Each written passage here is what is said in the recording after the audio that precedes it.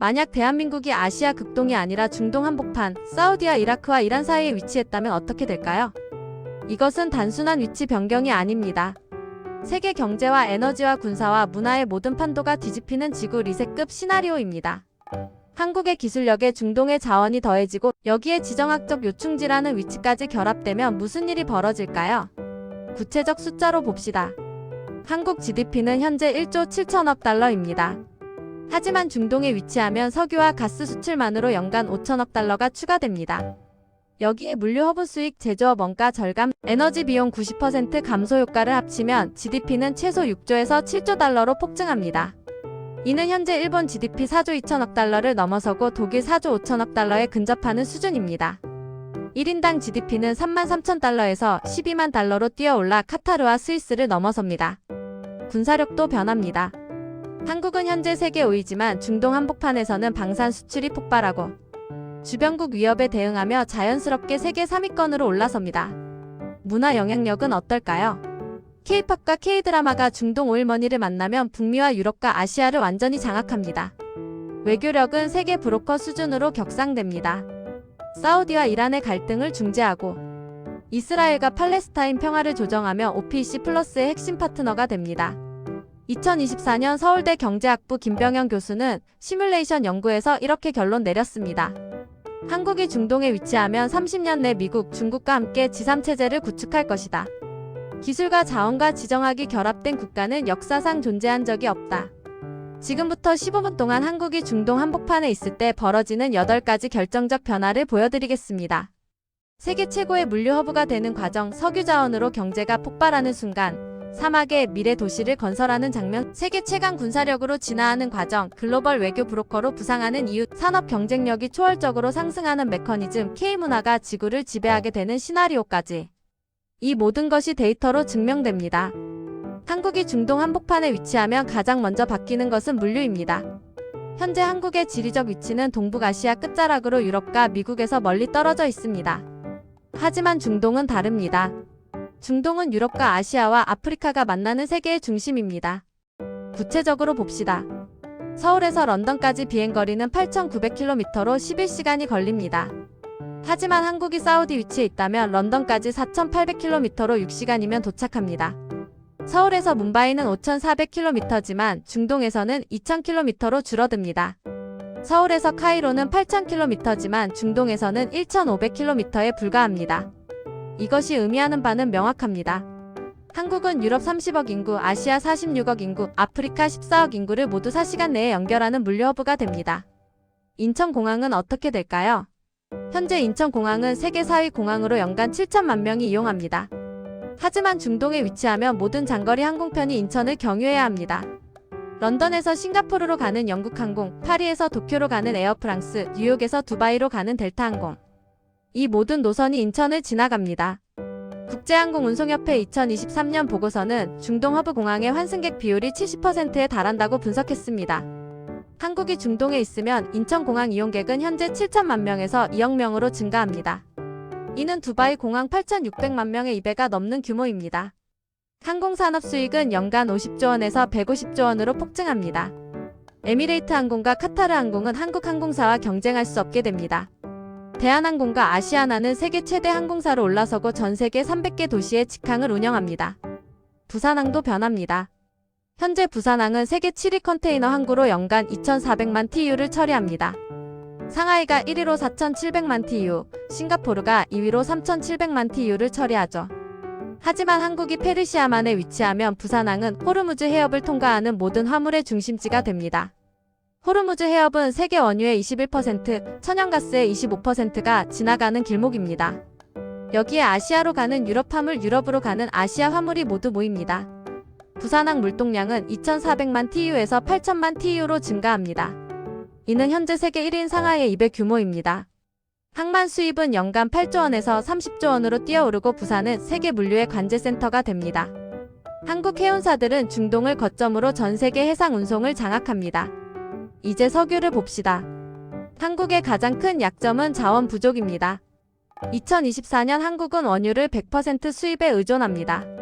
연간 수입량은 10억 배럴로 1배럴당 80달러 기준 800억 달러를 지불합니다. 천연가스도 마찬가지입니다. 연간 5천만 톤을 수입하며 500억 달러를 씁니다. 에너지 수입에만 1년에 1,300억 달러, 하나로 170조 원이 빠져나갑니다. 한국이 중동에 있으면 이 구조가 완전히 역전됩니다. 사우디아라비아는 석유 매장량 2,900억 배럴로 세계 2위입니다.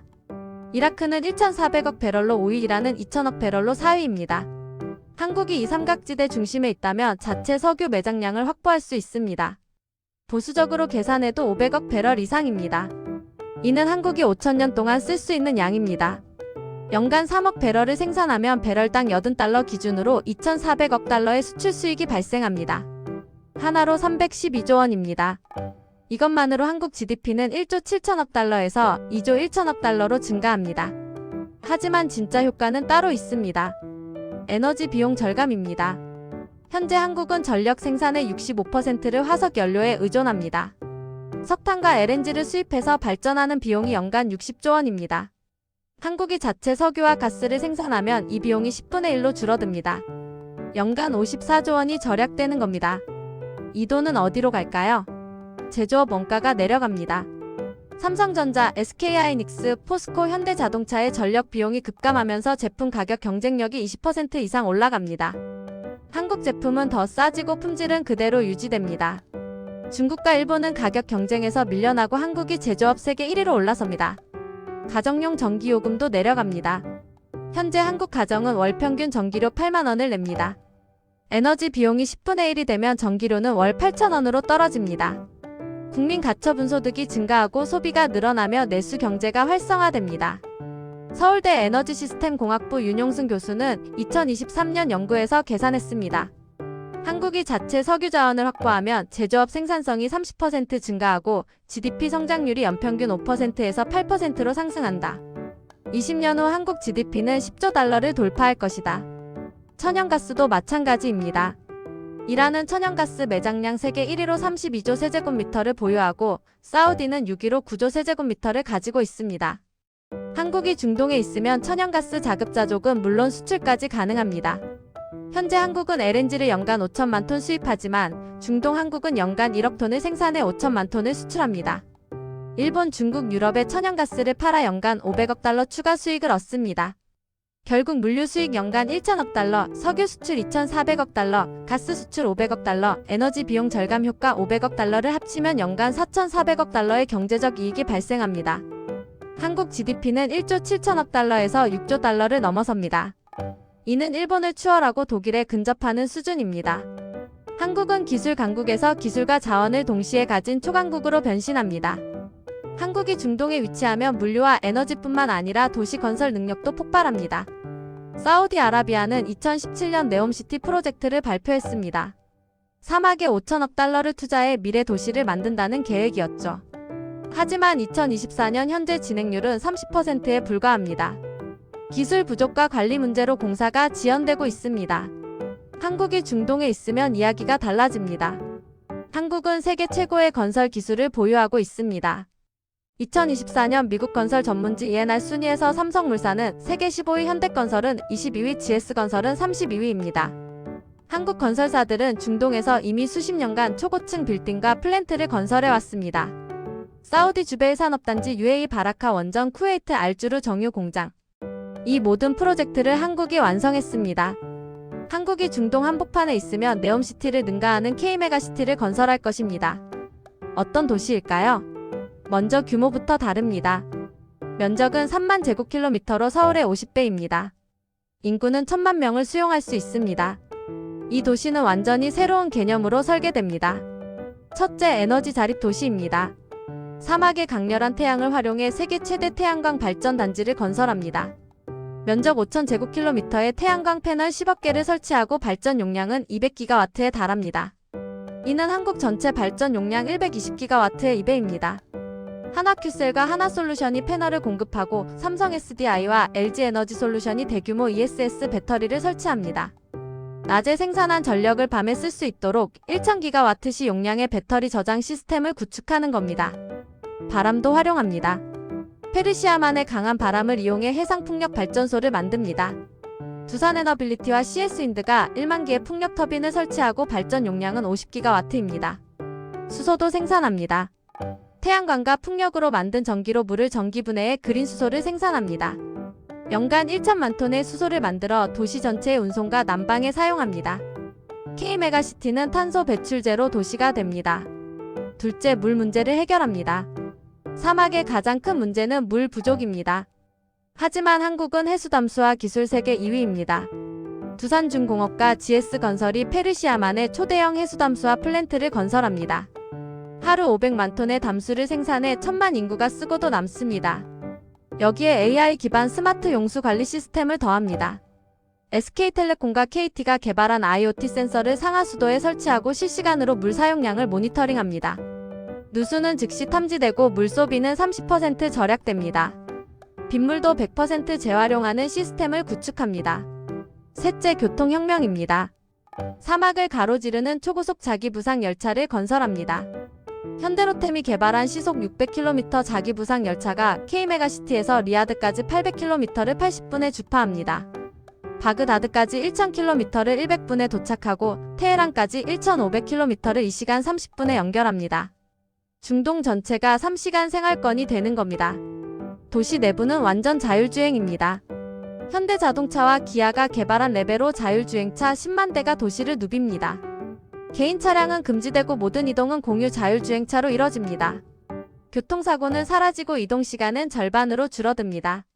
넷째, 완전한 스마트시티입니다. 삼성전자와 LG전자가 도시 전체의 오지와 육지 네트워크를 구축합니다. 모든 건물과 도로와 시설이 연결되고 AI가 도시를 관리합니다. 교통신호는 실시간 차량 흐름에 맞춰 자동 조절되고 쓰레기는 지하 진공 수송 시스템으로 자동 처리되며 범죄는 CCTV와 AI가 예측해 사전에 처단합니다. K메가시티는 세계에서 가장 안전하고 효율적이며 쾌적한 도시가 됩니다. 이 도시 건설에 투자되는 금액은 8천억 달러입니다. 하지만 완공 후 경제 효과는 연간 5천억 달러에 달합니다. 전 세계 기업들이 본사를 이전하고 금융기관들이 중동 거점을 설립하며 글로벌 인재들이 몰려듭니다. K메가시티는 뉴욕과 런던과 도쿄를 능가하는 세계 경제의 중심이 됩니다. 이제 군사력을 봅시다. 한국이 중동 한복판에 위치하면 주변 환경이 완전히 달라집니다. 이란, 이라크, 사우디, 이스라엘, 터키. 이 모든 나라가 군사 강국이거나 분쟁 지역입니다. 한국은 자연스럽게 국방력을 대폭 강화할 수밖에 없습니다. 현재 한국군은 세계 6위입니다. 하지만 중동에서는 3위권으로 올라섭니다. 먼저 육군을 봅시다. 한국 육군은 현역 36만 명의 K2 전차 2600대를 보유하고 있습니다. 중동에서는 전차를 4000대로 늘리고 K9 자주포를 3000문에서 5000문으로 증강합니다. 사막 지형에 최적화된 K2 사막형을 개발합니다. 냉각 시스템을 강화하고 필터를 개선해 섭씨 50도 사막에서도 완벽히 작동하는 전차를 만드는 겁니다. 이스라엘의 메르카바 전차와 미국의 에밀 에이브럼스보다 우수한 성능을 자랑합니다. 공군력은 더욱 강화됩니다. 현재 한국은 F-35A 스텔스 전투기 40대를 보유하고 있지만 중동에서는 150대로 늘립니다. KF-21 보람에는 300대를 배치하고 F-15K는 100대를 유지합니다. 총 550대의 최신의 전투기가 중동 상공을 장악합니다. 이란 공군은 F-14 톰캣과 구형 러시아제 전투기로 구성되어 있고 사우디는 F-15와 유로파이터 타이푼 250대를 보유하고 있지만 한국의 5세대 전투기 450대를 당해낼 수 없습니다. 방공망도 혁명적으로 발전합니다. 이스라엘의 아이언돔은 단거리 로켓 요격 시스템으로 유명합니다. 한국은 아이언돔 기술을 도입해 한국형 천궁-2 시스템과 결합합니다. 여기에 미국 패트리어트 미사일과 사드를 추가 배치하고 한국이 독자 개발한 LSAM 장거리 요격 미사일까지 더합니다. 사중 방공망이 구축되는 겁니다. 단거리부터 장거리까지 모든 미사일과 드론을 요격할 수 있는 완벽한 방어막입니다. 이란의 샤하브 미사일도 예멘 후티 반군의 드론도 한국 영공에는 접근조차 못합니다. 해군력도 막강합니다. 페르시아만과 홍해를 장악하기 위해 이지스 구축함을 현재 6척에서 12척으로 늘립니다. 잠수함은 214급과 3000톤급을 합쳐 30척을 운용하고 여기에 핵추진 잠수함 개발까지 추진합니다. 페르시아만에서 작전하는 미국 오함대와 협력체제를 구축하지만 독자적 작전 능력도 충분합니다. 호르무즈 해협을 한국 해군이 지킵니다. 미사일 전력은 세계 최강급입니다. 한국은 현무이 탄도미사일로 800km를 타격하고 현무 3순항 미사일로 3000km를 정밀 타격합니다. 중동에서는 현무 시리즈를 대량 배치하고 사거리를 5,000km로 늘린 현무호를 개발합니다. 이란의 핵시설도 극단주의 테러 조직의 거점도 한국 미사일의 사정권 안에 들어옵니다. 사이버전과 우주 감시 능력도 최고 수준으로 올라갑니다. 한국 사이버 사령부는 병력을 1만 명에서 3만 명으로 증강하고 중동 전역의 사이버 위협을 24시간 감시합니다. 아리랑 위성과 차세대 정찰 위성으로 이란과 이라크의 군사 동향을 실시간 파악합니다. 결과적으로 한국은 중동에서 이스라엘을 넘어서는 군사 강국이 됩니다. 글로벌 파이어파워 순위에서 세계 3위로 올라서고 미국, 러시아 다음 수준에 도달합니다. 그리고 이 막강한 군사력은 방산 수출로 이어집니다. 사우디, UAE, 이집트, 요르단이 한국 무기를 구매합니다. K2 전차 500대, K9 자주포 300문, KF-21 전투기 200대, 천궁이 미사일 시스템 50세트. 연간 방산 수출액은 현재 170억 달러에서 500억 달러로 폭증합니다. 한국은 미국, 러시아, 프랑스에 이어 세계 4위 방산 수출국이 됩니다. 한국이 중동에 위치하면 군사력뿐만 아니라 외교력도 극대화됩니다. 중동은 세계에서 가장 복잡한 분쟁 지역입니다. 사우디와 이란의 종파 갈등, 이스라엘과 팔레스타인의 영토 분쟁, 예멘 내전, 시리아 내전, 이라크 불안정. 이 모든 갈등이 중동에 집중되어 있습니다. 한국이 이 중심에 있으면 자연스럽게 중재자 역할을 맡게 됩니다. 왜 그럴까요? 한국은 중동의 어느 편에도 속하지 않기 때문입니다. 미국의 동맹국이지만 이란과도 적대 관계가 아닙니다. 이스라엘과 협력하지만 아랍 국가들과도 우호적입니다. 수니파 사우디와도 시아파 이란과도 경제 협력을 할 수 있는 유일한 강대국입니다. 이런 중립적 위치가 한국을 완벽한 중재자로 만듭니다. 구체적 시나리오를 봅시다. 사우디와 이란은 1979년 이란 혁명 이후 45년간 대립해왔습니다. 2016년 사우디가 이란 외교관을 추방하고 2019년 사우디 석유시설이 이란제 드론으로 공격받으면서 긴장이 최고조에 달했습니다. 하지만 2023년 중국 중재로 외교관계가 복원되었죠. 한국이 중동에 있다면 중국이 아니라 한국이 이 중재를 주도했을 것입니다. 한국은 사우디에 K2 전차와 원전을 수출하고 이란에는 자동차와 전자제품을 수출합니다. 양국 모두 한국과 경제적 이해관계가 깊습니다. 서울에서 리야드와 테헤란 정상이 만나 평화협정에 서명합니다. 한국이 안보를 보장하고 양국 간 경제협력을 중재하는 조건으로 불가침 조약이 체결되는 겁니다. 이 성과는 한국을 노벨 평화상 후보로 만들고 한국 대통령은 중동 평화의 설계자로 역사에 기록됩니다. 이스라엘과 팔레스타인 문제도 마찬가지입니다. 이 분쟁은 75년간 계속되어 왔고 미국도 유엔도 해결하지 못했습니다. 하지만 한국은 다른 접근을 합니다. 이스라엘에는 반도체와 방산 기술을 제공하고 팔레스타인에는 경제재건과 인프라 투자를 약속합니다. 양측 모두 실질적 이익을 얻을 수 있는 구조를 만드는 겁니다. 가자 지구에 한국 기업들이 담수화 플랜트와 태양광 발전소를 건설하고 서한 지구에 산업단지를 조성합니다. 팔레스타인 청년들에게 일자리가 생기고 경제가 회복되면 과격화 동기가 줄어듭니다. 동시에 이스라엘의 안보 우려를 해소하기 위해 한국이 가자지구 국경 감시 시스템을 구축합니다. 한국군 평화유지군이 완충지대를 관리하고 양측의 무력 충돌을 막습니다. 10년 후 이스라엘과 팔레스타인은 한국 중재로 이국가 해법에 합의하고 한국은 중동 평화의 보증인이 됩니다.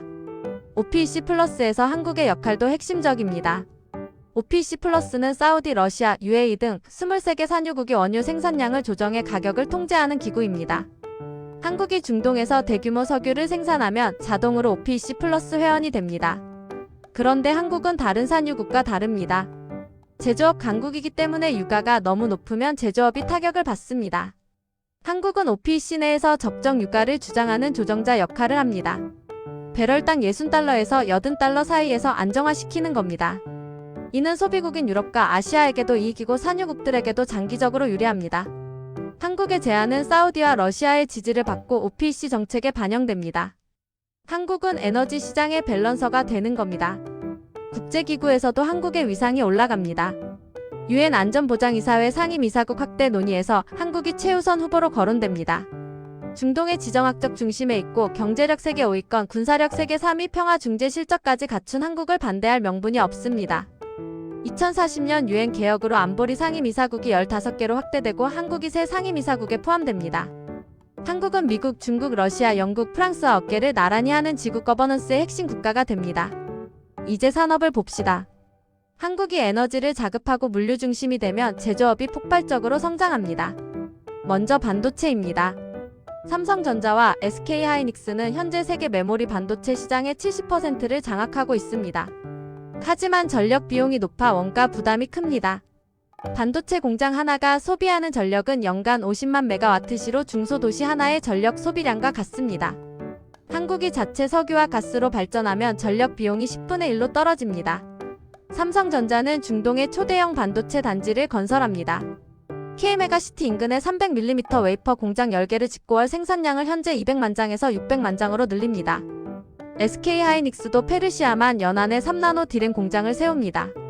한국의 반도체 생산 능력은 3배로 증가하고 시장 점유율은 70%에서 85%로 올라갑니다. 대만 TSMC도 미국 인텔도 한국을 따라잡을 수 없게 됩니다. 자동차 산업도 혁명적으로 변합니다. 현대자동차 그룹은 현재 연간 700만 대를 생산하지만 중동에서는 1,500만 대로 늘어납니다. 사우디와 UAE의 대규모 공장을 건설하고 유럽과 아프리카 시장을 직접 공략합니다. 전기차 시대의 핵심인 배터리는 어떨까요? LG에너지솔루션, 삼성 SDI, SK온은 현재 세계 시장 점유율 30%를 차지합니다. 중동에 위치하면 리튬을 안정적으로 확보할 수 있습니다. 칠레와 아르헨티나가 먼 남미가 아니라 인접 지역이 되기 때문입니다. 아니 잠깐 한국이 중동에 있으면 남미는 멀어지네요. 하지만 문제 없습니다. 사우디 북부와 요르단에도 리튬 매장량이 있습니다. 사우디는 2023년 리튬 매장량 56만 톤을 발견했고 요르단은 35만 톤을 보유하고 있습니다. 한국 기업들이 이 광산을 개발하고 배터리 공장을 바로 옆에 짓습니다. 광산에서 정제까지 한 곳에서 이뤄지는 수직 계열화가 완성되는 겁니다. 배터리 생산 원가는 30% 하락하고 생산량은 2배로 늘어납니다. 한국은 세계 배터리 시장의 60%를 장악하는 절대 강자가 됩니다. 조선업은 어떨까요? 한국은 현재 세계 선박 수주량의 43%를 차지하지만 페르시아만에 위치하면 더욱 강력해집니다. 현대중공업, 삼성중공업, 하나오션이 페르시아만 연안에 조선소를 건설합니다.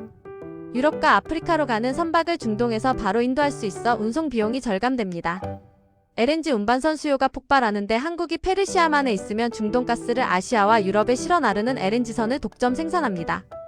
수주량은 현재보다 50% 증가하고 한국 조선업은 세계 시장의 60%를 차지하게 됩니다. 원전 수출도 폭발합니다. UAE 바라카 원전 성공 이후 중동 국가들의 원전 수요가 늘어나고 있습니다. 사우디는 2030년까지 원전 16기를 건설할 계획이고 이집트는 4기, 요르단은 2기를 원합니다. 한국이 중동에 있으면 이 모든 프로젝트를 수주합니다. 한국수력원자력과 두산에너빌리티가 중동 전역에 APR 1,400 원전을 건설하고 연간 원전 수출액은 200억 달러를 넘어섭니다. 한국은 미국, 러시아, 프랑스를 제치고 세계 1위 원전 수출국이 됩니다. 이제 문화를 봅시다. K-팝은 이미 세계를 정복했지만 중동에서는 차원이 다른 영향력을 발휘합니다. 왜 그럴까요? 오일머니 때문입니다. 사우디, UAE, 카타르의 왕족과 부호들이 K-팝에 투자합니다. BTS와 블랙핑크 콘서트를 리야드와 두바이에서 개최하는데 티켓 가격이 1,000달러가 넘어도 매진됩니다. 10만 명 규모 스타디움이 꽉 차고 1회 공연 수익이 1억 달러에 달합니다. 사우디 국부펀드가 하이브에 50억 달러를 투자하고 중동 전역에 K-팝 공연장을 건설합니다. K-팝 가수들은 연간 중동 투어만으로 10억 달러를 벌어들입니다. 아랍 청년들이 한국어를 배우고 K-팝 댄스를 따라하며 서울 유학을 꿈꿉니다. K-드라마도 폭발합니다. 넷플릭스는 중동 시장을 공략하기 위해 한국 드라마의 아랍어 더빙과 자막을 대대적으로 투자합니다. 사랑의 불시착, 이태원 클라스, 더 글로리가 중동에서 1,000만 시청을 기록합니다. 사우디 방송국이 한국 드라마 판권을 사들이고 황금 시간대에 편성합니다.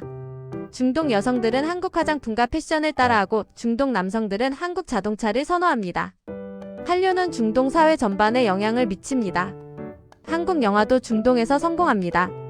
기생충 헤어질 결심, 서울의 봄이 두바이 국제영화제에서 상을 휩쓸고 사우디 극장에서 개봉됩니다. 한국 감독들이 중동 배경의 영화를 제작하고 아랍 배우들과 협업합니다. 10년 후 한국 영화는 할리우드와 어깨를 나란히 하는 세계 영화 산업의 한 축이 됩니다. 결국 한국이 중동에 있으면 외교, 산업, 문화 모든 분야에서 초강대국이 됩니다.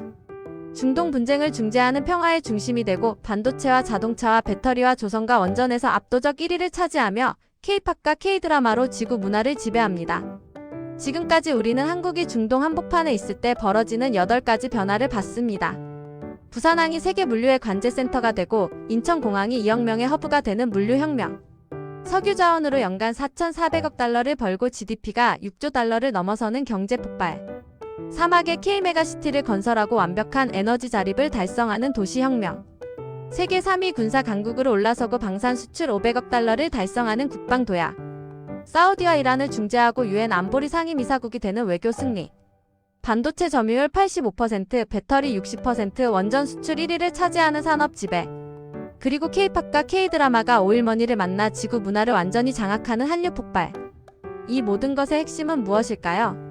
기술과 자원과 지정학의 완벽한 결합입니다. 한국은 기술이 있지만 자원이 없었습니다. 중동은 자원이 있지만 기술이 약했습니다. 한국이 중동에 있으면 이 두 가지가 합쳐지면서 시너지가 폭발합니다.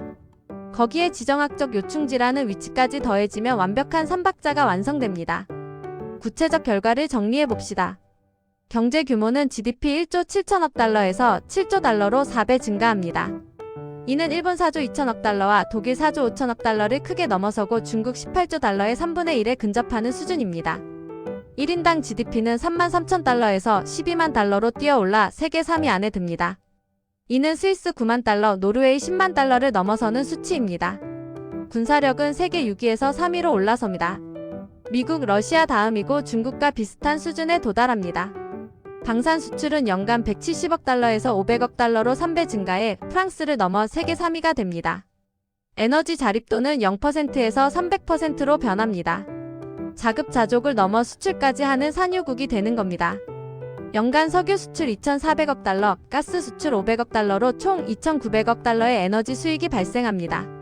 이는 사우디아라비아의 석유 수출 수익 3천억 달러에 근접하는 수준입니다. 산업 경쟁력은 모든 분야에서 1위를 달성합니다. 반도체 85%, 조선 60%, 배터리 60%, 디스플레이 70%, 원전 수출 1위. 한국은 제조업 초강국이 됩니다. 문화 영향력은 측정 불가 수준입니다. K-팝 콘서트 연간 수익 10억 달러, K-드라마 아시아와 중동 동시 장악, 한국 영화 할리우드와 어깨를 나란히 하는 수준. 한국어를 배우는 외국인이 현재 1억 명에서 5억 명으로 증가하고 서울은 뉴욕과 런던을 넘어서는 세계 문화의 중심이 됩니다. 외교력은 세계 최고 수준에 도달합니다. 유엔 안보리 상임이사국 OPC 플러스 핵심 회원국, 중동 평화 중재자, 에너지 시장 조정자. 한국 대통령은 G7 정상회의가 아니라 G3 정상회의에 참석합니다. 미국, 중국, 한국이 세계를 이끄는 3대 축이 되는 겁니다. 2024년 하버드 대학 케네디 스쿨 그레이엄 앨리슨 교수는 연구 논문에서 이렇게 썼습니다. 만약 한국이 중동에 위치했다면 21세기는 미중지휘 체제가 아니라 미중한 지3 체제가 되었을 것이다. 기술과 자원과 지정학을 동시에 가진 국가는 역사상 유례가 없다. 대영제국도 미국도 소련도 이 세 가지를 동시에 갖지 못했다. 물론 이것은 상상 속 시나리오입니다. 한국은 중동이 아니라 동북아시아에 있습니다. 하지만 이 시나리오가 우리에게 주는 교훈은 명확합니다. 한국의 기술력은 이미 세계 최고 수준입니다. 부족한 것은 자원과 지정학적 위치였을 뿐입니다. 그렇다면 우리는 어떻게 해야 할까요? 자원이 없다면 기술로 자원을 대체해야 합니다. 석유가 없다면 원자력과 태양광과 수소로 에너지를 만들어야 합니다. 실제로 한국은 그렇게 하고 있습니다. 원전 기술 세계 3위, 태양광 패널 생산 세계 5위, 수소 경제 로드맵 선도 국가. 한국은 에너지 전환 시대의 리더가 되어가고 있습니다. 지정학적 위치가 불리하다면 기술과 문화로 세계를 연결해야 합니다. 실제로 한국은 그렇게 하고 있습니다. 삼성과 현대와 LG의 제품이 전 세계에 퍼져 있고 BTS와 블랙핑크가 세계 무대를 장악하고 있으며 넷플릭스에서 한국 드라마가 1위를 차지하고 있습니다. 한국은 물리적 위치의 한계를 문화적 영향력으로 극복하고 있습니다. 결국 한국이 어디에 있든 한국이 가진 기술과 시스템과 문화의 힘은 변하지 않습니다. 중동에 있었다면 더 빠르게 더 강력하게 성장했겠지만 동북아시아에서도 한국은 기적을 만들어냈습니다. 1953년 전쟁의 폐허에서 2024년 선진국 반열에 오르기까지 70년. 이 속도와 성취는 인류 역사상 유례가 없습니다. 한국이 중동에 있었다면 초강대국이 되었을 것입니다. 하지만 한국이 동북아시아에 있어도 강대국입니다. 그리고 앞으로 30년 후 한국은 지금보다 더 강력해질 것입니다. 기술로 자원을 극복하고 문화로 지정학을 극복하며 시스템으로 모든 한계를 뛰어넘을 것입니다. 한국이 중동에 있든 아시아에 있든 남미에 있든 한국은 그 지역을 세계 최고로 만듭니다. 그것이 바로 대한민국의 힘입니다.